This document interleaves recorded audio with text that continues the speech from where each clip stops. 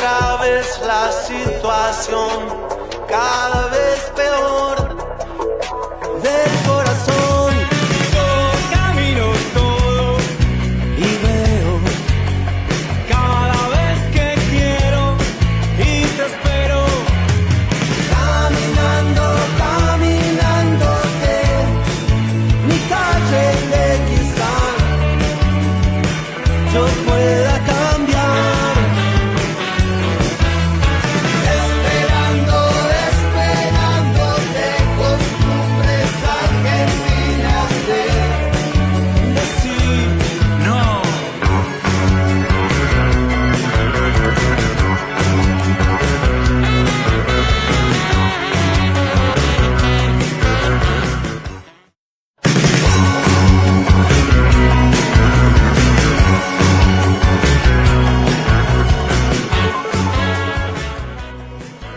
Bienvenidos a Doctrina y Realidad, el único programa donde se aprende a amar al general Perón. El único programa y más interesante sobre entrevistas de la nueva forma de vivir de los argentinos. En este programa dialogaremos con el compañero Oscar Castellucci. Él está trabajando desde hace muchos años con respecto a los trabajos y los días, que es el trabajo que viene desarrollando sobre las obras, serían las obras completas del general Perón, ¿no, Oscar? Así es. ¿Qué tal, Darío? ¿Cómo estás? ¿Cómo estás, Oscar? Y Oscar, antes de arrancar con las preguntas que te quiero hacer respecto al modelo y también con que estamos en el 50 aniversario, ¿no?, de aquel año 1974, también obviamente de que el general se fue a la eternidad, pero Oscar, sé que el sábado pasado hubiera sido un día en el cual, bueno, hubiera cumplido años Martín, ¿no? Me gustaría, si se quiere, unas palabras tuyas, Oscar. Sí, mira, el sábado Martín hubiese cumplido 38 años y siempre, además, es parte de una militancia de la vida. Trabajamos reivindicando su memoria. Sabés que tenemos una asociación civil que lleva el nombre de él, con la cual, bueno, tratamos de trabajar, de contribuir en algo para cambiar las condiciones de la nocturnidad. Martín fue asesinado a la entrada de un boliche allá en el año 2006, y dentro de la tarea que venimos desarrollando a lo largo de 18 años, tiempazo, la herida permanece siempre abierta, pero el tiempo pasa. Tuvimos la posibilidad de estar en un ámbito que verdaderamente nos protegió y nos hizo sentir bien, en Solano, en San Francisco Solano, en Villa de la Florida. Hace muchos años, 10 años, hay una biblioteca popular, una biblioteca barrial, que está en un centro de día, que trabaja con pibes en situación de marginalidad, que lleva el nombre de Martín. Y bueno, cada 19 de octubre nos reunimos ahí, nos reunimos con los pibes, los recordamos, para nosotros es como estar con él. Y bueno, entendemos ese recuerdo y las actividades que realizamos, como te decía, como un aspecto más de la militancia, como un gesto más de resistencia. Yo les dije a los chicos que estaban ahí, a los que trabajan en el centro, a los familiares, a los papás y a las mamás que nos acompañaban, que estábamos viviendo tiempos muy duros, muy complejos, muy difíciles, que uno podía estar lleno de dudas, uno está lleno de dudas cuando pasan cosas como las que nos pasan a los argentinos, pero que lo único que no podíamos hacer era dejar de hacer lo que estábamos haciendo, que era un gesto de resistencia necesario, que teníamos que mantenerlo vivo, y eso está emparentado un poco, Darío, con lo que vamos a charlar, porque también tiene que ver desde otro lugar completamente distinto esto de hacer un gesto de resistencia, el trabajo editorial que, bueno, vengo haciendo hace más de 20 años en la Biblioteca del Congreso de la Nación con la edición de la obra de Perón. Ahora sí, Oscar, y para ir entrando al año 1974, y la pregunta sería, Oscar, sobre la producción de Perón en ese año y también con la permeabilidad que hay en lo que Perón hacía cotidianamente en la política de cada día, ¿no? Sé que has lanzado un nuevo volumen, ¿no? Con respecto a esto, de los libros, y me gustaría, en principio, que nos cuentes un poquito cómo es para Perón ese entrar en el 1974, ¿no? Mira, fue una experiencia de investigación muy interesante. Nosotros, bueno, ahora vamos a presentar dentro de poquito, ahora el 8 de noviembre, el viernes, un volumen más de la colección, J.D. Los Trabajos y los Días, que recopila, digamos, la producción de Perón de la última etapa de su vida, el año 74. Esto va a ser ahí en el marco de la Feria del Libro Peronista, en el Museo de Vita. Nosotros todos los años participamos de esa actividad. Esta vez va a ser con la presentación de este libro, que es, como lo defino yo, como la otra cara de la moneda del modelo argentino. Digamos, el trabajo que hicimos hace ya como 20 años, el primer trabajo muy profundo que realizamos, que fue el del modelo argentino, de algún modo se complementa con este material que publicamos ahora, que recopila todo aquello que produjo Perón en esa última etapa de su vida, que como en los otros volúmenes de la colección, cuando son recopilaciones, tienen la particularidad que nosotros los ordenamos cronológicamente a esas producciones, no agrupándolo por tema, no agrupando la correspondencia con la correspondencia, los escritos con los escritos, los discursos con los discursos, sino disponiendo todo el material de manera horizontal y en forma cronológica, de modo que uno pueda ir siguiendo la cotidianeidad del pensamiento de Perón, de un pensamiento vivo, y yo creo que este modo de poder abordarlo con esta organización permite, digamos, acceder mejor a la vitalidad de ese material. Creo que es un texto que no tiene materiales inéditos, sino que algunos sí, más conocidos, otros menos, pero parece que da la posibilidad de leerlo, confrontarlo con el modelo argentino y situarnos en lo que fue, como él mismo lo define, ¿no?, la síntesis final del pensamiento de Perón hecha por él mismo. Oscar, en todos estos años que has llevado de estudio, seguramente habrás encontrado con cosas que no esperabas, y seguramente te habrás sorprendido con otras, ¿no?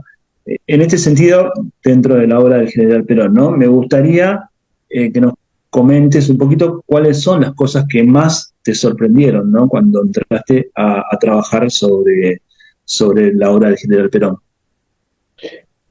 Te diría que, mira, la experiencia de estos 20 años de trabajo ha sido tan rica y tan profunda, y los hallazgos en la obra de Perón han sido tantos y tan permanentes, que hoy, dialogando con otro compañero, le decía: yo siento, cada vez que termino un trabajo de investigación, yo soy distinto. Yo soy distinto porque tengo una posibilidad de acceder a una instancia de lectura, a un nivel de lectura que no es el que tiene el lector común que lee, sino que al indagar, al investigar, te permite una visión y te permite descubrir infinidad de cosas en todo el material. Mira, cuando hicimos la investigación del modelo, que fue en los inicios de este trabajo, empezamos allá casi por el 2001, 2002, fue descubrir un mundo. Yo, mira, incluso había sido, pocos años antes, había editado del modelo argentino una selección de textos. O sea que lo conocía profundamente, no solo de haberlo leído, sino de haberlo seleccionado. Y cuando tuve la oportunidad de trabajar y de meterme, y de meterme por debajo de la piel del texto, no quedarme en lo cutáneo, en lo superficial, empecé a descubrir un mundo completamente distinto que transformó mi visión, porque iba descubriendo permanentemente cuestiones que eran novedosas desde el modo de producción del texto hasta el modo de ordenarlo, de presentarlo. Y cuando terminé ese trabajo, que yo creo que la verdad es un trabajo que yo le tengo un afecto grandísimo, me sentí cuando lo publicamos, dije, pucha, y ahora, ¿cómo seguimos con las otras obras? ¿No? Porque la idea nuestra era ponerle un matiz de originalidad a la mirada, una nueva mirada sobre la obra de Perón. Y dije, ¿cómo trabajar ahora? Habíamos decidido editar La Comunidad Organizada. Digo, ¿cómo le ponemos a La Comunidad Organizada algo nuevo? Y no. Y nos metimos en La Comunidad Organizada y encontramos también una forma distinta de mirarla. Y nos fue pasando así permanentemente con todos los textos. Todo es novedoso. Siempre yo le digo a los alumnos, les he dicho siempre, para transmitirle esta experiencia, que cuando se dedican a investigar, no se limiten a la idea tradicional de tener una tesis y luego querer demostrarla ordenando el material para llegar a la conclusión que tenían antes de empezar. No, que había que liberarse y hacer de la investigación un trabajo creativo, dejarse llevar por la propia investigación. Mira, puntualmente, digo, esto me pasó cuando hice la investigación en otro de los volúmenes que sacamos, que fue el de la obra de los pueblos. Digamos, empecé a meterme en la producción, en cómo fue hecho, cómo fueron las instancias de elaboración del texto, y llegué a conclusiones extraordinarias que incluso algunas contradecían cuestiones que yo pensaba. Pero yo lo que sentí que yo era distinto y que yo había aprendido y que tenía posibilidad de transmitirle a los otros esta mirada diferente del material con el que trabajaba. Te digo, Darío, que estos 20 años de trabajo de investigación sobre la obra de Perón han sido de lo personal extraordinarios y solo desearía que un poquitito de esta experiencia que tuve yo pueda tenerlo el lector cuando aborda los textos. Oscar, y dentro de este trabajo, al día de hoy, ¿es posible encontrar cosas nuevas en Perón?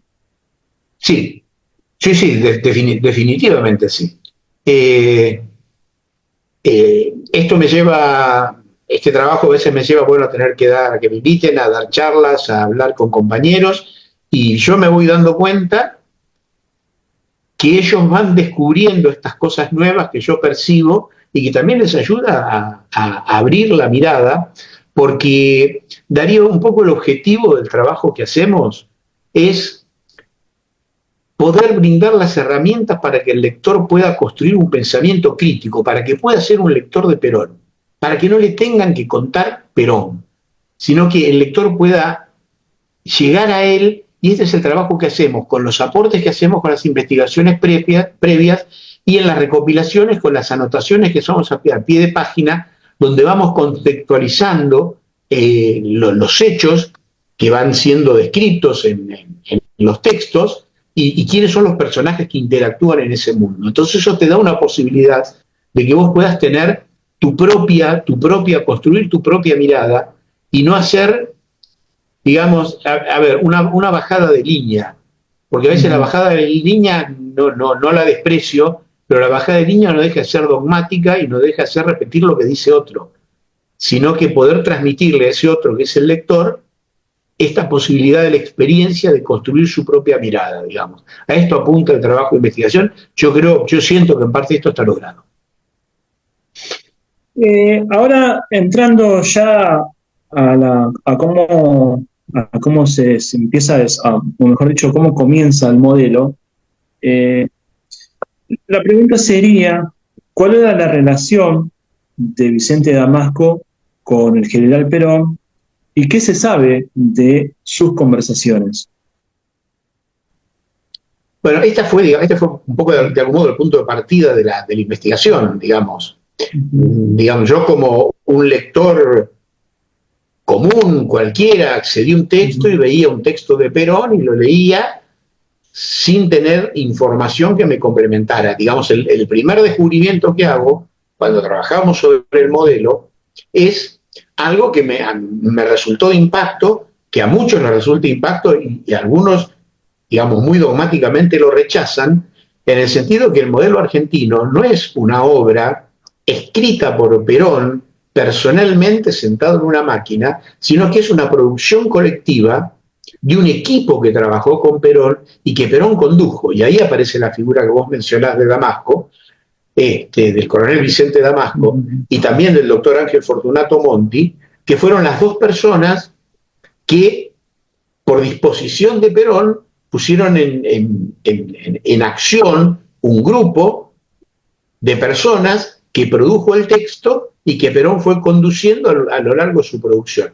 Esto me resultó bastante impactante y después también me permitió una mirada de ir viendo cómo quienes produjeron el texto, que siempre esa producción fue seguida por Perón, y no solo fue seguida por Perón, sino avalada por Perón.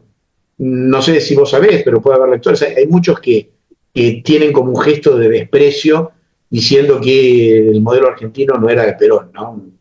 Bueno, a veces la ignorancia hace decir cosas terribles, que si no tenés información alguno puede creerla. El tema es que hay que entender, una de las cosas más ricas para entender a Perón, es que Perón no era ni un escritor, ni un filósofo, ni un historiador, era un conductor político. Y sus textos son el producto de un conductor político. Perón, salvo, y hasta te diría que tendría que hacer un esfuerzo, salvo alguna producción de la etapa del exilio y un texto de la etapa prepolítica que tiene que ver con sus textos de la época de enseñanza en la Escuela Superior de Guerra, no son libros concebidos como libros, sino son producto de... el libro en realidad es un vehículo de otros mecanismos de producción, como ser clases dictadas, artículos escritos, en el caso del modelo argentino una producción, una producción colectiva, que te abre mucho la cabeza esto en cuanto a entender la obra también desde ese lugar. Si no, es un mundo muy pequeño, ¿no? Si trabajás con un escritor, el tipo escribe su obra, está en un escritorio. No, Perón era, yo siempre digo, acción, reflexión y acción. Y en esa etapa de la reflexión entran sus textos, pero esos textos tienen que ser leídos con la acción que los provoca y con la acción que provocan además. El pensamiento de Perón es dinámico, es complejo, es difícil, y yo siempre digo, digamos, en función de esta dificultad, quienes lo denostan y quienes no tienen capacidad de entrar a la profundidad, hablan de que hay muchos Perones, y el que dice que hay muchos Perones o que hay un Perón para cada ocasión, demuestra un desconocimiento supino de la obra de Perón. Perón hay uno único desde su primer material hasta el último. Lo que pasa es que vos tenés que leerlo en este contexto. ¿Qué acción provoca ese escrito y qué reflexión él genera a partir de ese hecho que genera el escrito? Entonces hay un continuo, no hay un recetario de Perón. Perón es mucho más que un conjunto de recetas. Es un pensador que genera ese pensamiento a partir de la acción, y ahí está la riqueza, porque además es una acción transformadora de la realidad. No es un teórico. Claro. En este sentido, ¿cuál era la relación entre Monti y Damasco? ¿Cómo era esa relación?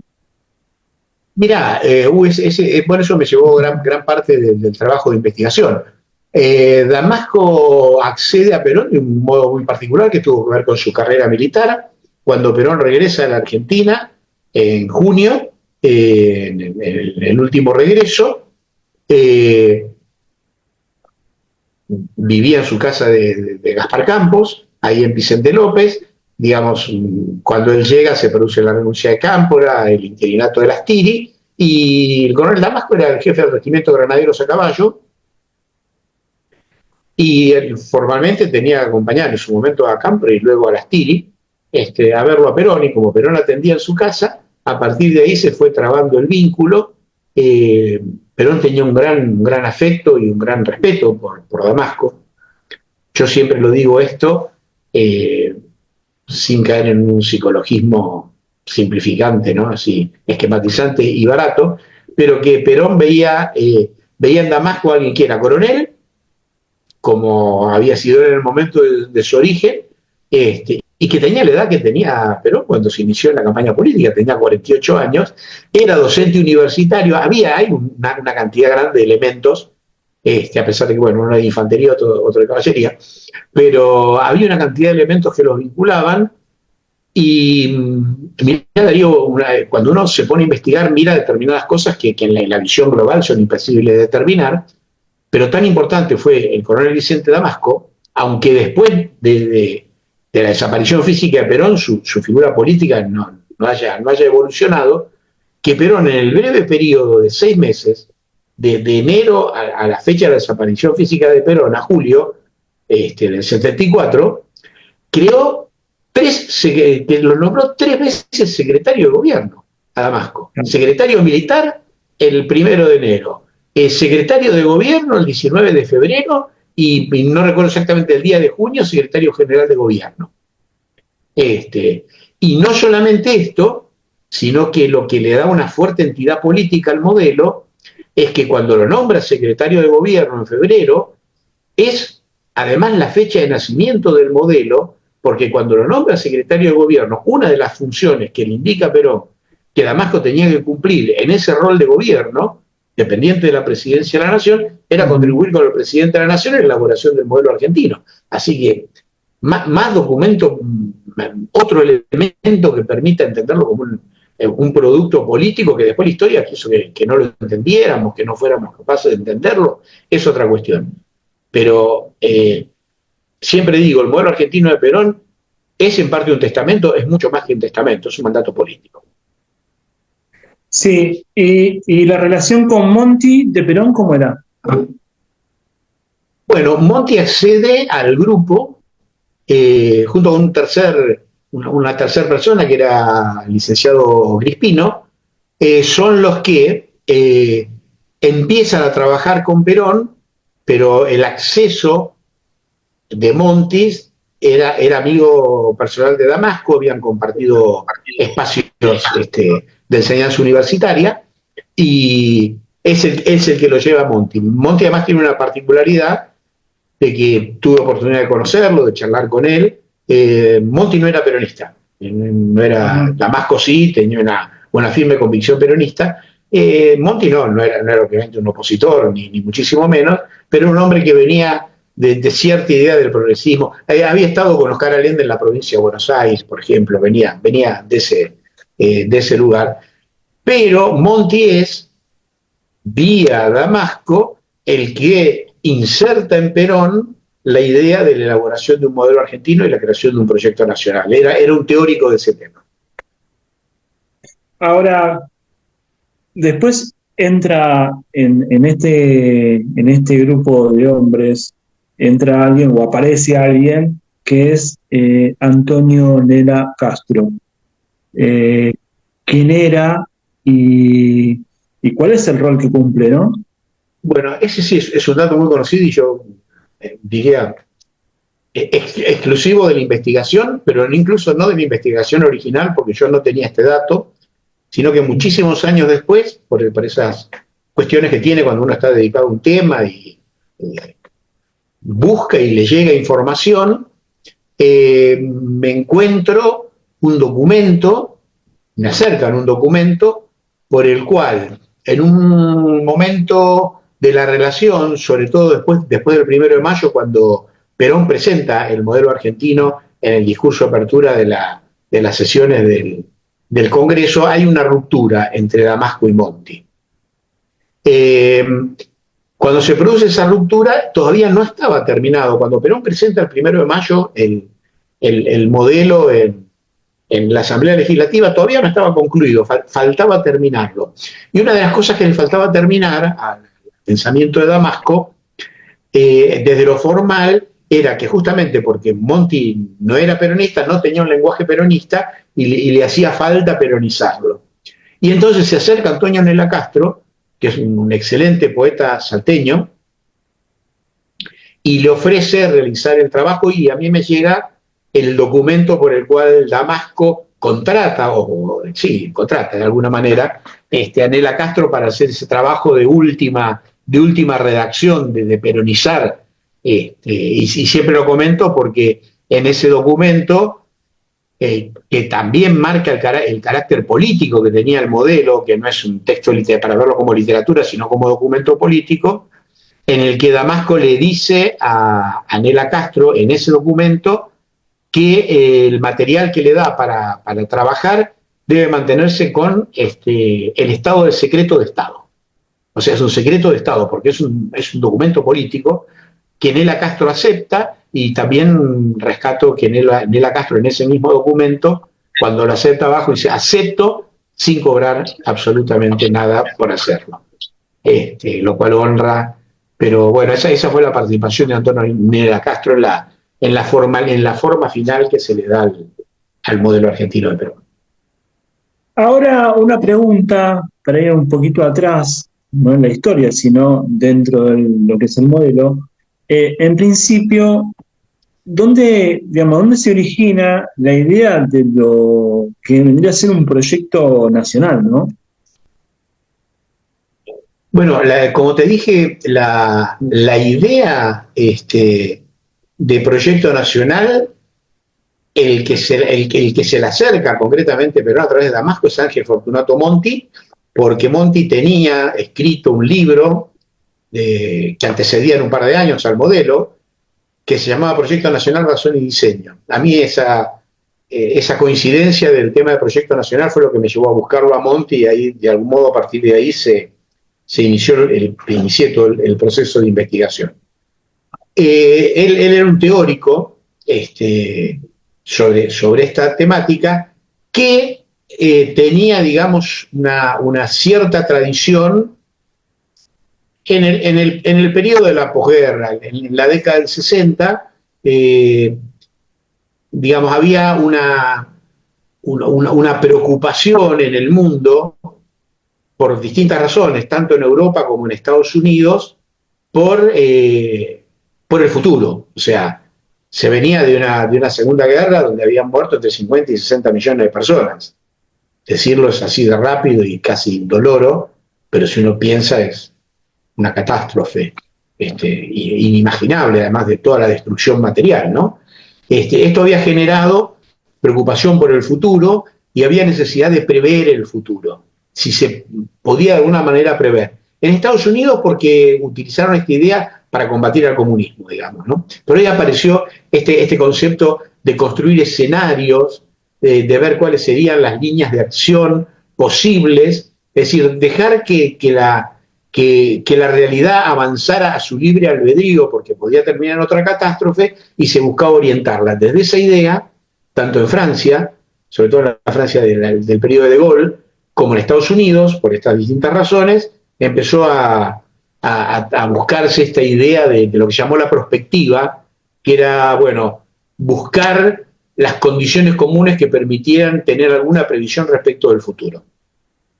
Sí. Y te cuento esto simplemente. Y hay un periodo histórico, nuestra idea del modelo traída a la Argentina tiene que ver más bien originalmente con la variante francesa, es porque en un corto periodo, post-derrocamiento del peronismo en el 55, sobre todo en la época de Frondizi, se traen asesores militares franceses a la Escuela Superior de Guerra, y ellos son los que traen esta idea conceptual de la prospectiva, y a partir de la Escuela Superior de Guerra es un núcleo donde empieza a desarrollarse esta idea, que luego entra a la sociedad civil y avanza a partir de ahí. Pero ese sería el camino de llegada, de alguna manera, de estas ideas.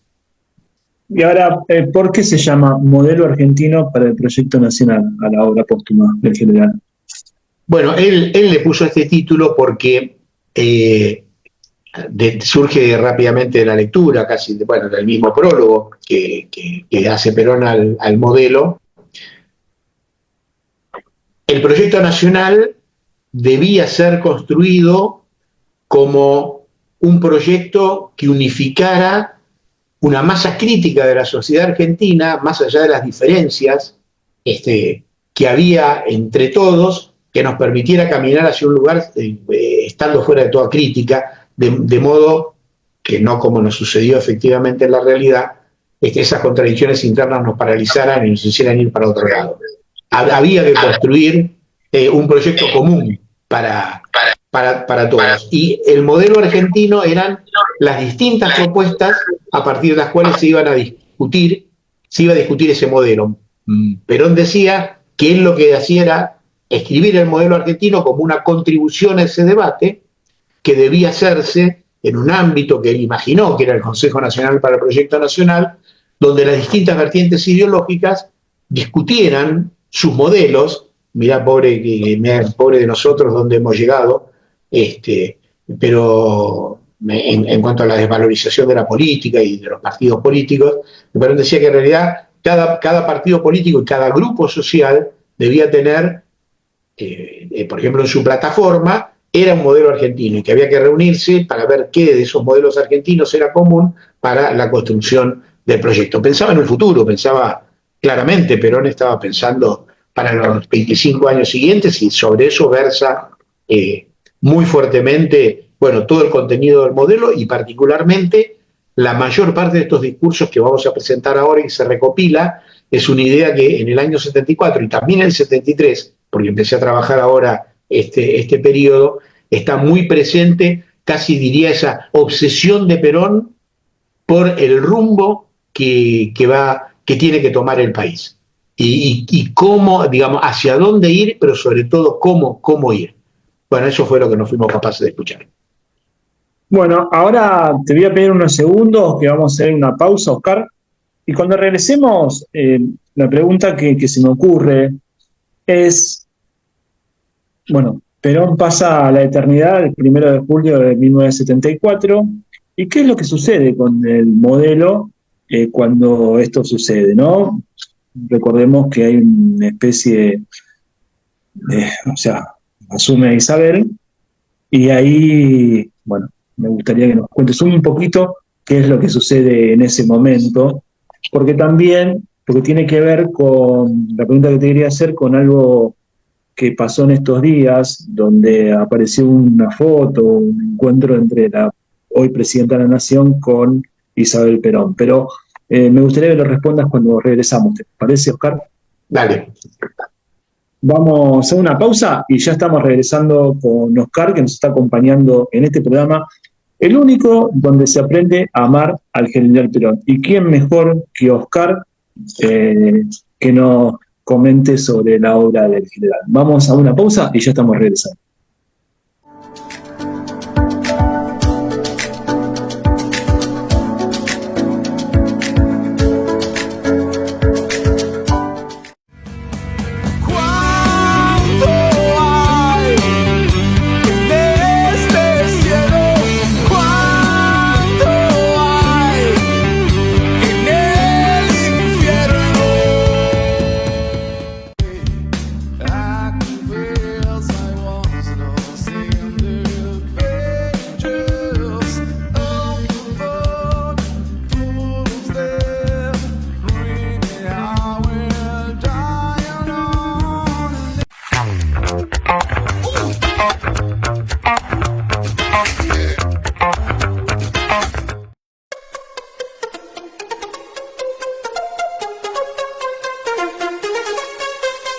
Don't you know, pump it up, you got to pump it up.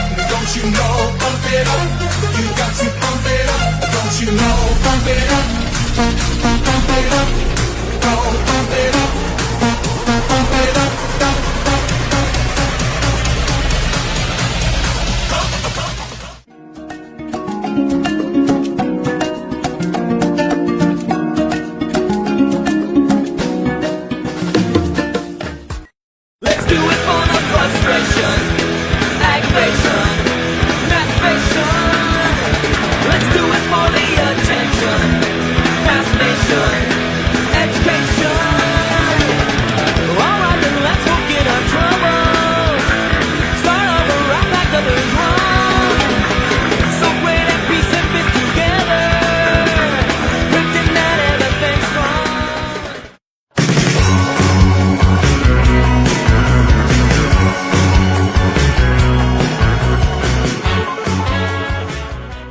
Y continuamos con Doctrina y Realidad en nuestra primera temporada con la compañía de Oscar Castellucci, que la pregunta que había quedado por hacerte, para planteártela en este bloque, Oscar, tenía que ver con una cosa que sucede, ¿no? Cuando el general Perón se va a la eternidad, ¿qué es lo que sucede con el modelo, ¿no? Que es cuando luego aparece como presidenta de Isabel Perón, ¿no? Que vendría a ser la mujer del general Perón. Pero me gustaría que vos nos comentes un poquito sobre eso, Oscar. Eh, Mira, yo creo que es tan interesante, me resultó por lo menos tan interesante la investigación de cómo se produjo el modelo, como la parte que corresponde en la investigación a qué sucedió después con el modelo. Porque tiene muchas implicancias con nuestro presente, ese devenir. Como una síntesis de lo que te voy a decir, es que el modelo sorprendentemente desaparece del escenario político con la desaparición física de Perón. Más allá de que Damasco conserva su cargo con la nueva gestión de Isabel, era secretario general de gobierno,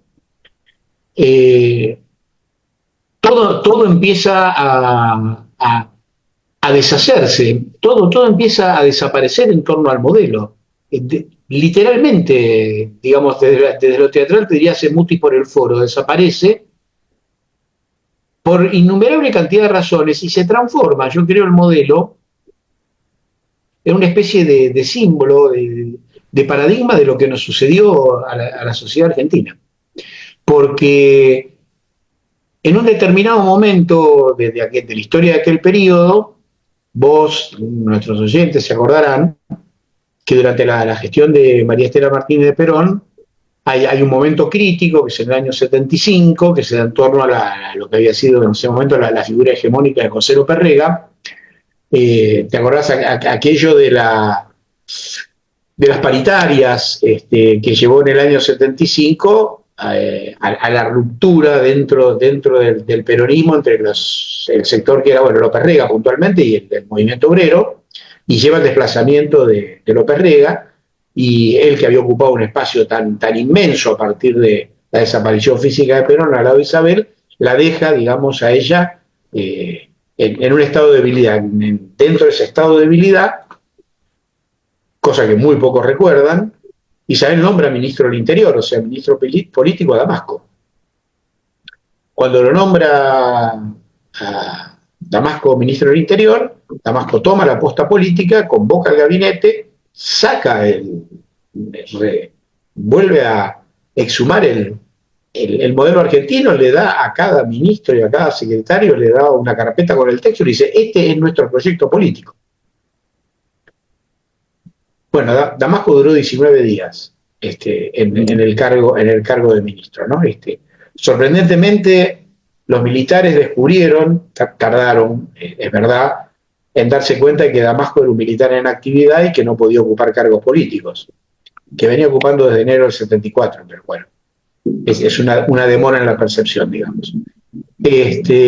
Bueno, hay un sector del ejército que se llaman los profesionalistas como Videla, como Viola, como Ricarriet, Suárez Mason, poco profesionalistas, que consiguen debilitar a Damasco y a Numa Laplane, que era el comandante jefe del ejército. Tienen que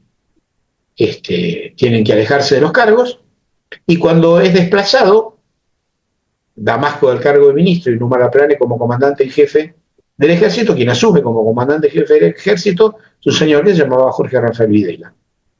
O sea, el golpe del 24 de marzo del 76 empezó en agosto y gira en torno al modelo y a la figura de Damasco, sin ninguna duda. Y a partir de ahí, el desarrollo de la historia del modelo fue trágica, no para el modelo, sino para los argentinos. Porque una de las cosas, cuando hice el trabajo de investigación, que más me impactó y que más me llevó a profundizar y a buscar datos sobre el tema, fue darme cuenta, en la búsqueda de ediciones, que no había ninguna edición oficial del modelo.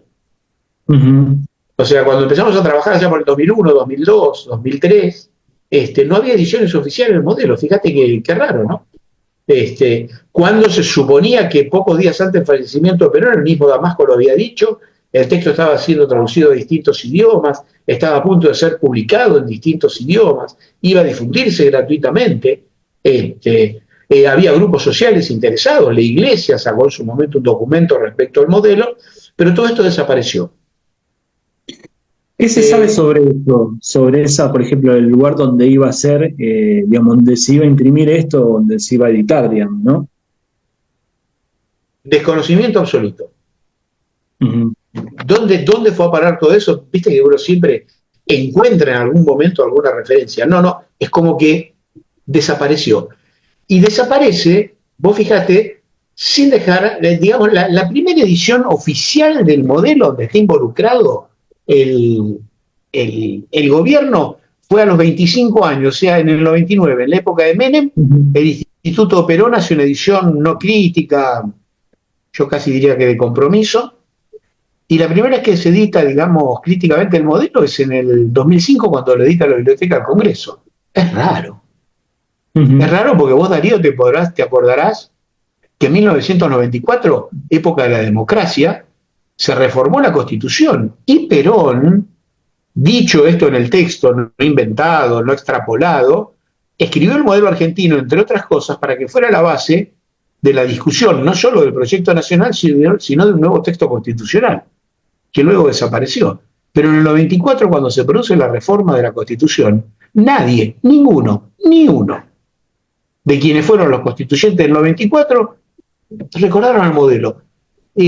Es para preguntarse por qué, y yo me pregunté también por qué, sobre todo cuando hice ahora este libro que presentamos ahora de la recopilación de Perón del 74. ¿Qué nos pasó a los argentinos? ¿Qué nos pasó a los peronistas? ¿Cómo desapareció de nuestra memoria o de nuestra práctica política el mandato del último Perón? Porque desapareció.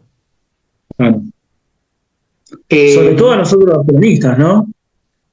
Sí, vos fíjate que además es interesante porque Perón, en esa última etapa, con un pensamiento mucho más amplio, mucho más rico, mucho más actualizado, que fuimos totalmente incapaces de entender en su momento, aquel Perón, que en las 20 verdades había dicho que para un peronista no debía haber nada mejor que otro peronista, en el modelo argentino nos dice que para un argentino no debe haber nada mejor que otro argentino. Debiese habernos preocupado a los argentinos por la suerte del modelo. Pero no les preocupó a los argentinos, no nos preocupó a los peronistas.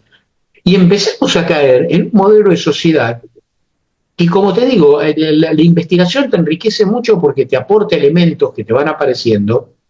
Y yo confronto, hace poco estuve charlando con un compañero que me recordó la existencia de un documento que es muy interesante y que es se llama el informe Kissinger, que es del año 1974, ¿no? Este es el informe 200 sobre seguridad nacional de Estados Unidos, que es un documento que después fue desclasificado y se puede acceder a él.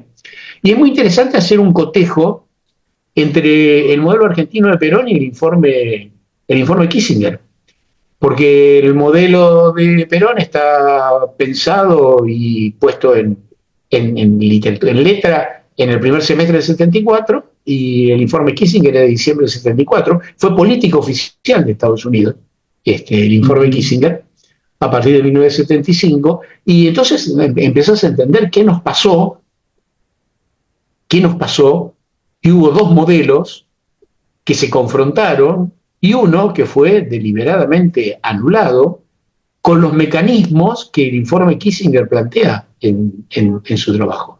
Es decir, muy sugestivamente Kissinger dice en ese informe que había que a los países subdesarrollados había que imponerle las cosas con la menor coacción posible. O sea, había que someterlos con el silencio, con otros caminos. Esto fue lo que nos sucedió. Es decir, se hizo exactamente todo lo contrario a lo que dijo Perón. El desarrollo tecnológico, para el cual Perón exigía como centro de ese desarrollo el hombre, fue quitado el hombre. Y se construyó una sociedad de consumo, que Perón la llamaba la sociedad del despilfarro, en su momento, y donde se optó por modelos de producción que nos llevaron a la destrucción, que es la etapa que estamos viviendo ahora, de destrucción del hombre argentino. El hombre fue quitado del medio. Entonces esos dos proyectos que se confrontaban en el año 74, mira, se cumplen 50 años los dos, justamente, el modelo de Perón, el modelo argentino, y el modelo de Kissinger. Acá se confrontaron dos modelos y se planteó un desarrollo en el cual silenciosamente nos fueron sometiendo y nos transformaron en una sociedad exclusiva para el consumo de aquellos que pueden consumir, y los que no pueden consumir. Kissinger fue muy claro en había que eliminarlos. Había que eliminarlos. La preocupación de Kissinger era la superpoblación del mundo. Iba a haber demasiados hambrientos. Es decir, era un pensamiento tan siniestro que era para pocos, pero que se preocupaba porque iba a haber muchos que se iban a dar cuenta. Y Kissinger dice, ¿quiénes son los más peligrosos en esto? Los jóvenes. Son los más propensos a las ideas. Hay que someter a los jóvenes. Y entonces ahí todo, vos lees, entonces yo vuelvo a leer ahora el proceso que desarrolló en los últimos 50 años de desacreditación de la política, de desacreditación de los jóvenes, de la desarticulación de los poderes sociales. A mí me encanta leer, por ejemplo, me llevó el pensamiento de Perón a leer sobre el tema de la posdemocracia, Colin Crouch, un autor que vale la pena leer, y entender dónde nos han parado, nos han vaciado. Nos han vaciado absolutamente. Eso fue lo que pasó con el modelo. ¿Sabés qué pasó, Darío? Transformaron al modelo de Perón en una utopía. La utopía es linda, es maravillosa, porque la utopía, como dice Galeano, es aquello que nos hace caminar hacia el horizonte. Pero yo no quiero caminar hacia el horizonte, yo quiero llegar al horizonte. Y la transformaron en una utopía, en un lugar que no existe, porque el lugar que existe es el resultado de la aplicación del informe Kissinger. Esa es la realidad que vivimos. Digo, y esa es la responsabilidad que hoy tenemos por delante quienes tratamos de recuperar el pensamiento de Perón, que no es recuperar pedacitos de Perón, sino recuperar la esencia de ese pensamiento que solo puede ser válido si sirve para la liberación nacional. No es una palabra de un viejo, una palabra antigua. Tenemos que volver a hablar de liberación nacional. Ese es otra palabra de Perón. ¿Es otra palabra vaciada o, si se quiere, extinta, ¿no? Esto de la liberación nacional. Negada y vaciada.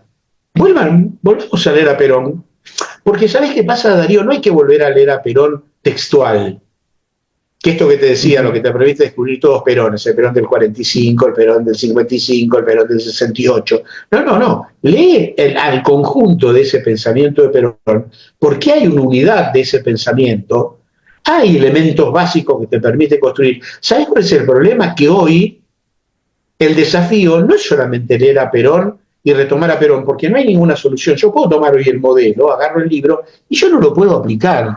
No puedo aplicar nada del modelo hoy, porque ese mundo no existe más. Desgraciadamente. Ese mundo que Perón quería cambiar porque era injusto, hoy es 50 años más injusto. Esto tiene que ver con aquello que decía el general Perón cuando baja del avión allá en 1972, cuando el general Perón dice, ¿han destruido al hombre argentino? Es absolutamente textual, y ese es un tema leitmotiv en toda la producción de Perón de los años 72, 73 y 74. Bueno, él dijo cuál era el camino para evitarlo y nosotros hicimos todo lo posible para que no se evite. Digo, esta es la realidad que estamos viviendo hoy. Porque él, al decir esto, ¿no? Estaba mostrando que la comunidad, que él se encuentra, o la Argentina que él se encuentra en el 72, no es la misma que la que había él dejado cuando él elige El tiempo y no la sangre allá por 1955, ¿no? Pero exactamente. Es otra Argentina, digamos, ¿no? Es otra Argentina, y hoy tenemos una doble dificultad. Es decir, él se encuentra con otra Argentina y no encuentra los elementos para modificarla, porque quienes fuimos contemporáneos de Perón, quienes fuimos, también me corresponde en pequeña parte, no pudimos entender ese mensaje de Perón. No se entendió. Es muy profunda la idea que para un argentino no debe ser mejor que otro argentino. Y Perón no habla justamente de un pensamiento utópico, que todos tenemos que ser buenos y todos tenemos que juntarnos porque todos somos iguales, porque no somos todos iguales. Porque Perón decía, tenemos que juntarnos los argentinos que compartimos la idea de liberación. Y la liberación es la concreción de la justicia social. ni más ni menos. Y quien dice que la justicia social es el origen de todos los males de la Argentina es claramente el enemigo que tenemos enfrente y el que hay que combatir. Sí, sí, eso está clarísimo. Y otra cosa que pensaba, Oscar, el trabajo por el cual, o la vía por el cual nosotros, por lo menos ustedes, accedieron al modelo, ¿no? Quiero decir que, si bien hay dos vías, ¿no? Que me gustaría que nos cuentes un poquito sobre eso, pero también aquellos que, digamos, editaron, ¿cómo sería? Editaron los libros de Perón por fuera de lo oficial, sería, ¿no? Militancia, porque ni siquiera eran emprendimientos comerciales. Hasta el 2003 había 16 ediciones del modelo, una comercial, 15 militantes. Está bien que en esas ediciones siempre había algunas correcciones que hacer, digamos. Esto, una cosa que te escuché contar a vos, ¿no? Que cada versión tenía una parte diferente de la otra, ¿no? Claro, bueno, es decir, nunca hubo, digamos, ningún tratamiento con algún... A ver, digamos, la obra de Perón fue académicamente despreciada, fue manipulada y muchas veces contiene errores que fueron propios de ser hecha por los militantes. Concretamente, vos vas a encontrar que entre el modelo, de algún modo nosotros tratamos de subsanar esto, tratando de hacer una edición medianamente crítica que contemplara las infinitas variantes que había entre una y otra. ¿Vos sabés cuál es el problema con la obra de Perón? Entre otras cosas, si uno quiere tomarla desde el punto de vista como editor, no hay originales. No hay originales de la obra de Perón.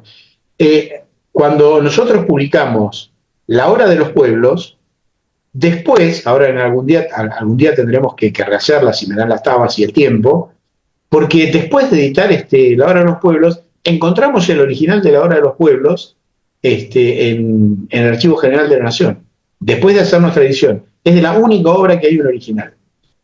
Si no tenés un original de la obra,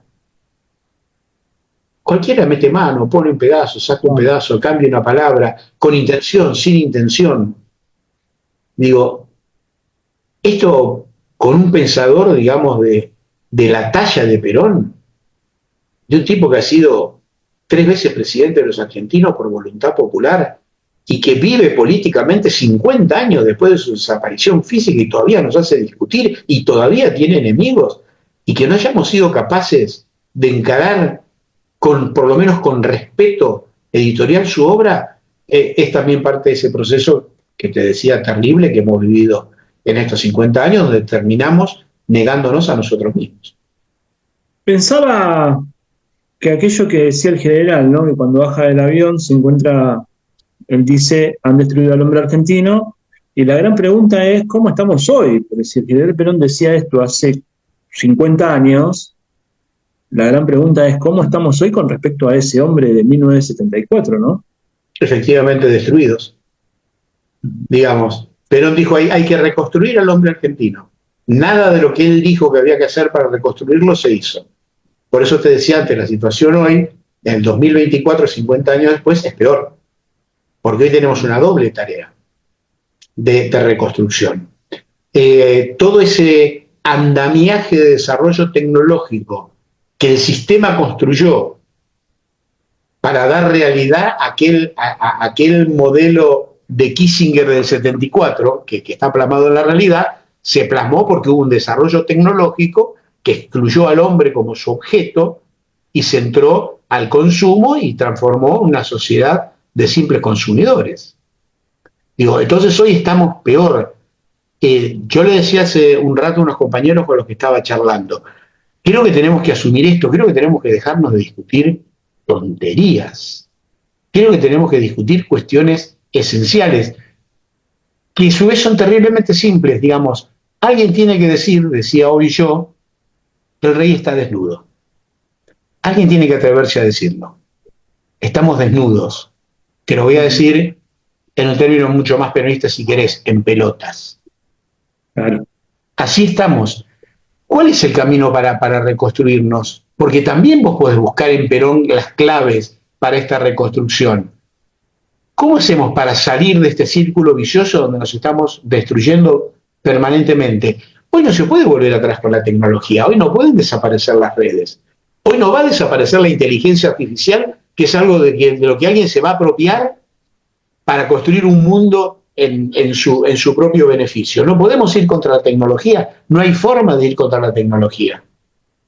Lo único que nos puede salvar hoy es la construcción de un pensamiento crítico, de construir un pensamiento propio, de darnos cuenta que si no ponemos al hombre en el centro de nuestro objeto, vamos a estar paveando en internas, en nombres, en candidatos, pero me parece que nos olvidamos de cuál fue el origen del peronismo. En eso sirve volver a leer a Perón. Ahora, eso sí hay que volver a leerlo. Ahora, hay una cosa que por estos días yo me preguntaba, ¿no? Quizás hablando con algunos compañeros o en alguna nota también, ¿qué es lo que sucede con Perón en el exilio, cuando regresa, que plantea la unidad nacional, ¿no? Y entre esas cosas, de ese planteamiento de la unidad nacional, digamos, el consenso, la búsqueda del consenso, es donde él va teniendo, si se quiere, una relación con Balbín, ¿no? Que van enviándose cartas hasta que finalmente, digamos, lo más conocido de ese encuentro entre el general Perón y Balbín es aquel famoso abrazo, ¿no? Ahí me gustaría, ¿qué pensás? Porque yo supongo que Perón esperaba otra reacción o otra respuesta de Balbín, ¿no? A la que finalmente Balbín tiene. Pero eso me gustaría que nos digas vos.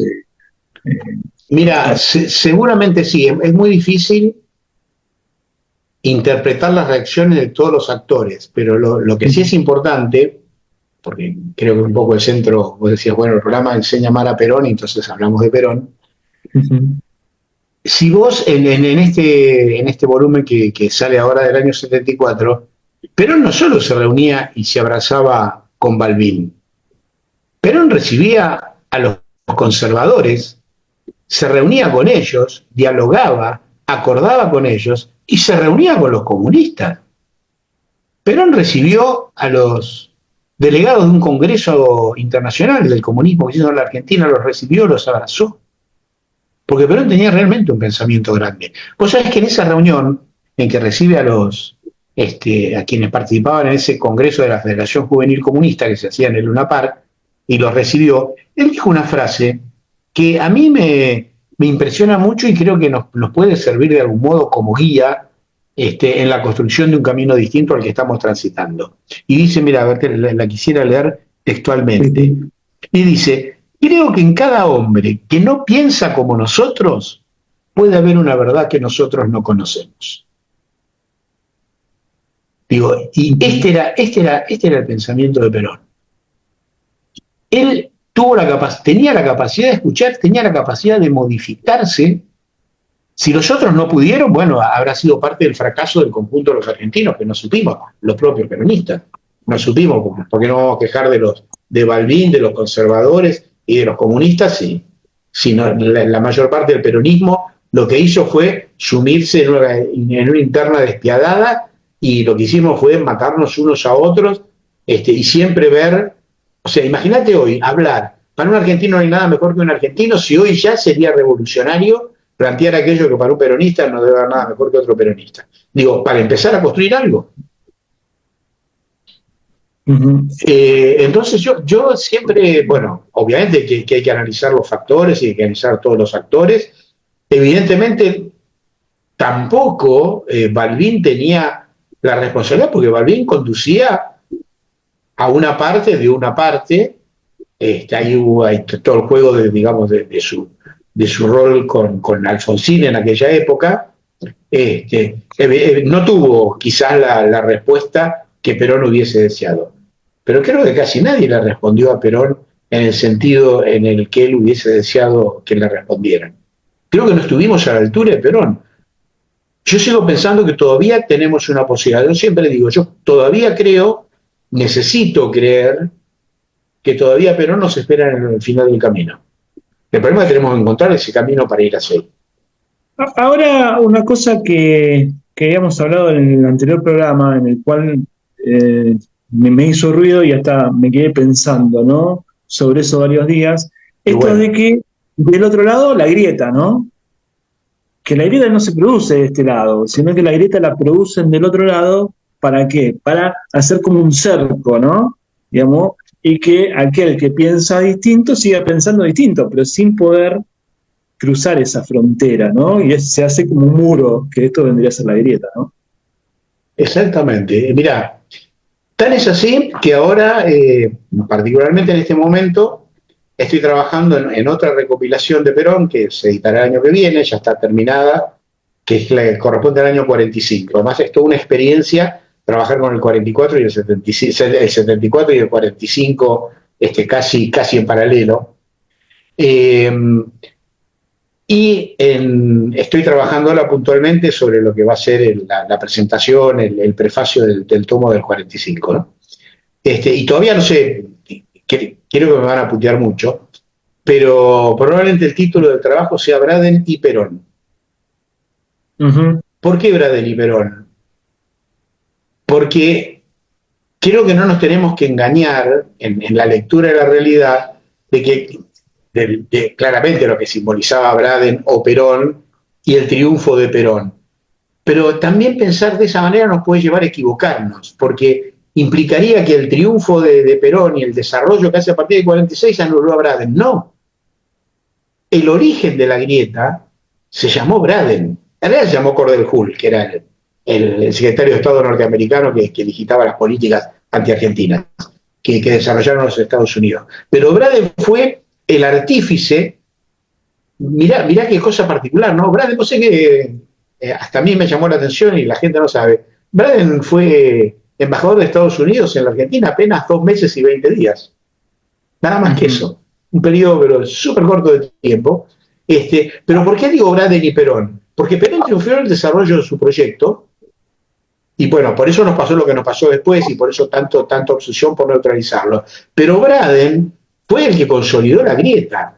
Estados Unidos fue el que construyó el relato perverso de Perón y el peronismo falso, presentado como una verdad revelada, en el cual desde entonces se creyó e impidió el diálogo. ¿Por qué es impedir el diálogo? Cuando sostenés una verdad sin fundamento, no hay diálogo posible. Esto es la grieta. Yo creo que el peronismo tiene y le sobra material, bueno, por lo menos de que 20 años a esto, a tener argumentos discursivos y políticos para modificar la realidad y desde donde sustentar esas ideas. Los opositores no. Es hueco. Nos negaron la posibilidad de dialogar. No podemos romper. Y ese silencio tiene casi 80 años en la Argentina. Cuando Perón decía para un argentino no debe haber nada mejor que otro argentino, creo que estaba pensando en una digamos, si era resemantización de aquel concepto. Por eso digo Braden y Perón. Perón ganó y yo particularmente estoy de ese lado. Pero la grieta bien puede llevar el nombre Braden. Y ahora, una cosa que pensaba también, que bueno, creo que alguna vez lo hemos hablado, esto de la relación que hubo entre el modelo y la reforma constitucional, pero también una cosa que pensaba hoy mientras pensaba las preguntas, pensaba el programa, es la relación entre el modelo y el famoso pacto social, ¿no? Bueno, es completamente inseparable. El pacto social era la clave de la ejecución de las políticas que había planteado Perón, sin ningún tipo de dudas. Si bien no hay una mención explícita, no hay otra forma de leer el modelo fuera del contexto de eso que era la política clave y central. Bueno, de hecho, creo que la debacle posterior del peronismo tiene que ver con el abandono de esas políticas, de esa política puntual, la del pacto social. La imposibilidad de los argentinos de poder tener un diálogo donde cada uno fuese capaz de ceder un pedazo de lo suyo en beneficio del otro. Digo, que esto es la construcción de un diálogo, y el pacto social apuntaba de algún modo esto, a morigerar un enfrentamiento entre las tres patas en las cuales se estructuraba la sociedad, la comunidad organizada que pensaba Perón, que eran los trabajadores, los empresarios y el Estado. Digamos, una vez que se produjo ese desequilibrio, inducido, claramente inducido, se rompió también la posibilidad del diálogo entre los argentinos. Sí, y ahora, Oscar, para ir cerrando, como última pregunta, ¿qué veían en Perón las Fuerzas Armadas y qué pasa con esas Fuerzas Armadas en el gobierno de Isabel? Mira, las Fuerzas Armadas fueron una cosa con la presencia de Perón, porque Perón de algún modo garantizaba. Es muy interesante ver la preocupación de las Fuerzas Armadas frente por ejemplo, al estado de salud de Perón. Les preocupaba mucho porque veía que Perón era el único tipo que podía garantizar cierto equilibrio social y la paz social. Una vez que desapareció físicamente Perón, a las Fuerzas Armadas, que en definitiva no dejan de ser instrumentales y son lo que son los hombres que las integran, no necesitaron más del peronismo. Una cosa era con Perón, que con su palabra podía modificar la realidad, contenerla, por lo menos intentar organizarla, y otra cosa con la ausencia de Perón y la debilidad estructural que tuvo el gobierno de Isabel, hizo que no fueran más funcionales, digamos. Ahí entraron a jugar claramente factores externos que hicieron que, vos fíjate que ha sido muy difícil recuperarse para el peronismo después de la muerte de Perón, ¿no? Si vos vas siguiendo los pasos, no nos ha ido cada vez mejor después de ese momento. Y las Fuerzas Armadas, como fueron instrumentales, cuando sirvieron, las usaron, y cuando dejaron de servir, las dejaron de utilizar y las desmembraron, las desarticularon, porque había otros mecanismos de dominación. Esto que te decía el informe Kissinger, dominar sin que la coacción sea visible, hizo que la fuerza fuese un ultimísimo recurso, porque ya había otros recursos que permitían dominar y ordenar la sociedad. Hubo un proyecto del otro lado, si se quiere, para la Argentina, en contra del proyecto de Perón, y esto es lo que vos decís en el informe Kissinger, Oscar. Yo creo que se contraponen, no es que fue hecho en contra de, sino que cada uno surgía a partir de su realidad. Uno es el pensamiento imperialista central, digamos, norteamericano, que en ese informe se desnuda. Bueno, por eso fue un texto clasificado durante bastantes años, recién empezó a circular en los 90, y otra cosa es el pensamiento de Perón. Es claramente, por eso te decía, si no retomamos el concepto de liberación y si no entendemos, es decir, el enemigo entendió mucho más claramente el pensamiento de Perón que los peronistas, porque la construcción de la unidad que Perón planteaba para la liberación la hicieron los que están al servicio del imperio para la dominación. Lo leyeron perfectamente a Perón. Entonces, claro, desde ahí me parece que sí, son dos modelos que confrontan, no que no fueron hechos para confrontar, pero que de hecho confrontan por su origen. Ahora, Oscar, me gustaría unas palabras tuyas con respecto a quienes miran nuestro programa, o una reflexión, si se quiere, con respecto a lo que hablamos en el programa de hoy, ¿no?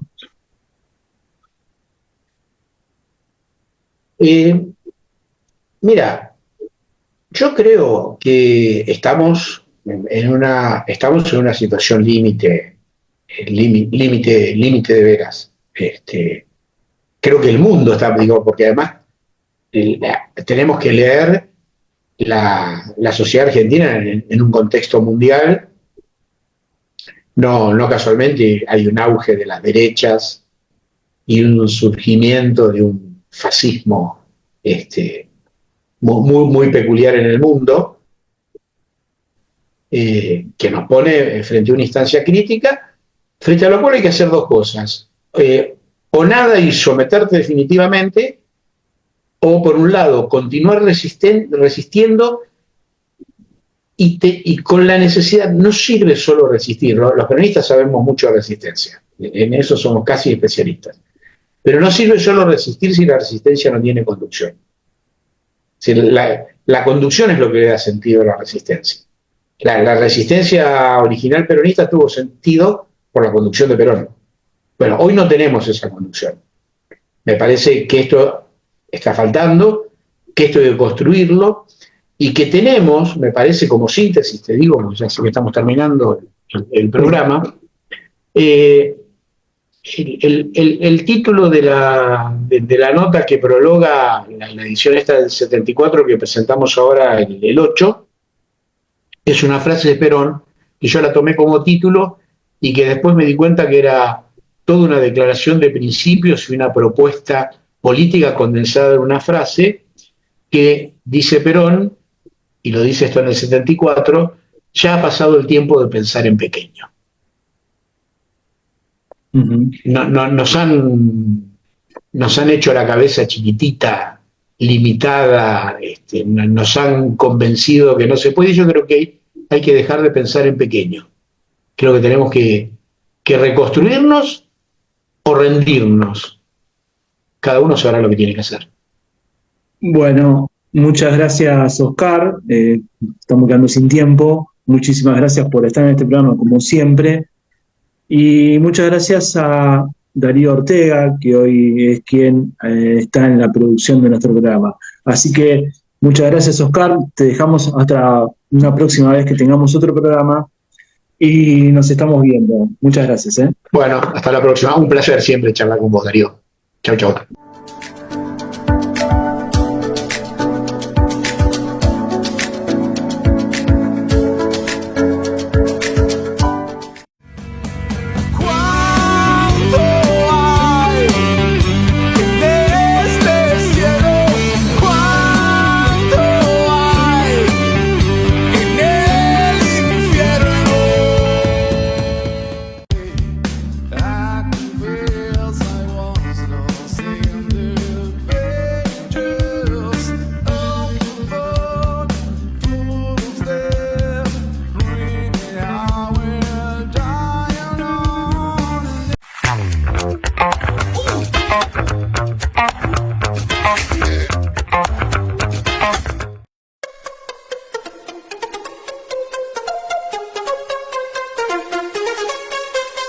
Don't you know, pump it up, you got to pump it up. Don't you know, pump it up, you got to pump it up.